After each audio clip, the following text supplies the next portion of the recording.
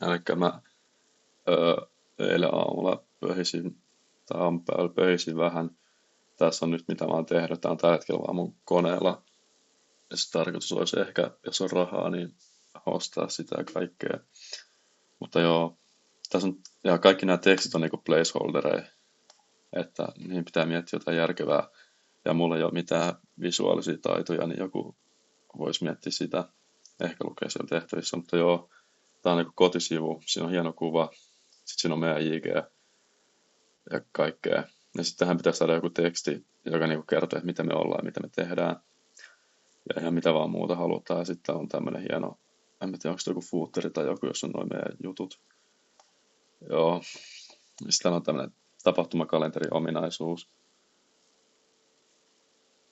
Mä en tiedä miksi tää on näin hirveän hidas, vaikka taisi olla varmaan mun koneen vika vaan. Mutta joo. Niin tämmönen tapahtumakalenterin ominaisuus, johon on aika tosi yksinkertaista. Pystyy luomaan tapahtumia. Voi laittaa etukäteen, voi laittaa joku Kidap-linkin tai muuta. Ja tietoa siitä tapahtumasta. Ja sitten on tämmönen kumppani tuossa jo. Tämä on nyt kaikki suomeksi, mutta mä mietin, että mun mielestä on suht helppoa tehdä niinku, semmoinen ominaisuus, jos pystyy vaihtamaan sitä lippua ja sitten saa englanniksi tämän, koska on aika paljon englanninkielisiä vaihto-oppilaita vaikka. Joo, kumppani, jos nyt ainakin pitää, jos meillä on ollut, tai jos jollain on niinku muistikuvaa tämmöisestä, että olisi ollut jotain yhteistyötä muiden kumppaneiden kanssa, niin niistä voisi kertoa tähän vaikka esimerkkejä, että mitä ollaan tehty joidenkin kanssa.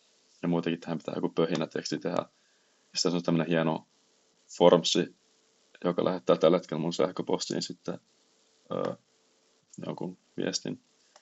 Ja sitten vielä tämmöinen pöhinäsivu. No, se on tämmöinen diktaattori. Mä en tiedä, miksi mä oon yritysvastaava, enkä yrityssuhde vastaava.